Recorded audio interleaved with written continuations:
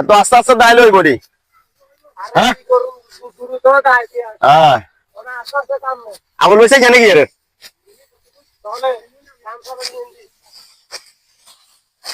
আলহামদুলিল্লাহ আলহামদুলিল্লাহ আলহামদুলিল্লাহ আলহামদুলিল্লাহ আলহামদুলিল্লাহ আলহামদুলিল্লাহ।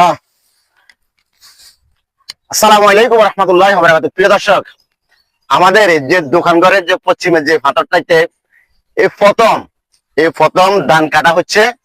সবাই দোয়া করবেন। আর যারা কৃষক ভাইরা আছেন, এত কষ্ট করি এত পরিশ্রম করি এই যে ধানের ফসলগুলো করছে আপনারা দেখতেছেন, তো সবার জন্য দোয়া করবেন। আসলে আকাশের অবস্থা মেঘলা মেঘলা আকাশ আপনারা দেখতেছেন। তো যাক আলহামদুলিল্লাহ, এই হাতরের ভিতরে প্রথম ধান কাটা হচ্ছে আপনারা দেখতেছেন। তো চিন্তা করলাম যে এটা মিস করা যাইব না। আজকে কামলা দিতেছি। তো শুরু করে দিলাম আমার নাম লই। আলহামদুলিল্লাহ, আমার সাথে আছে কাকা ফারুক কাকা আছে। আলহামদুলিল্লাহ আলহামদুলিল্লাহ আলহামদুলিল্লাহ আলহামদুলিল্লাহ। আসলে ভাই কারা কি হচ্ছে কিনা একটু জানাবেন। তো এটার থেকে আমি নতুন আপনাদের যদি কারো যদি লাগে তো আমাদের সাথে যোগাযোগ করিয়ে আমরা পুরা ঠিয়া জমিনটা এই যে ধান কাটাটা নিয়ে নেব আপনাদের কাছ থেকে। তারপরে আমরা কয়েকজনে মিলিয়ে ধানগুলা কোতামো। তো যারা দান করছিলেন আপনাদের ধানগুলা কেমন হয়েছে আপনারা জানাবেন। বিশেষ করে গ্রামের যে দৃশ্যটা আছে, প্রকৃতির দৃশ্যগুলা আপনাদের কাছে কেমন লাগতেছে।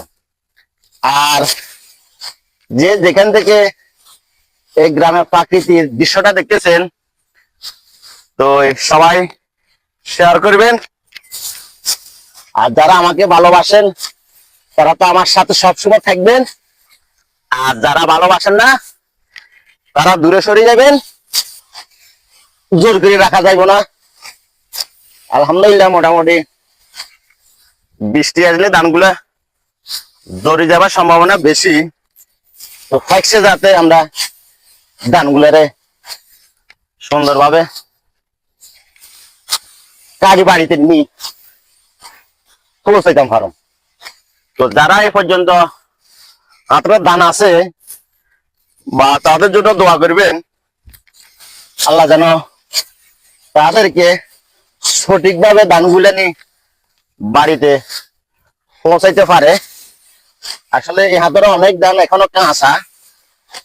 তো কিসমত ভালো, ওনাদের ধান ফাঁকি গেল। এত আস্তে আস্তে দাইল হইব নি। হ্যাঁ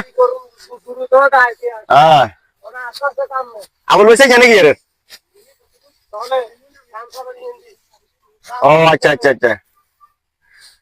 সবাই দেখে ধান অনেক ভালো হয়েছে, মাশাআল্লাহ করি।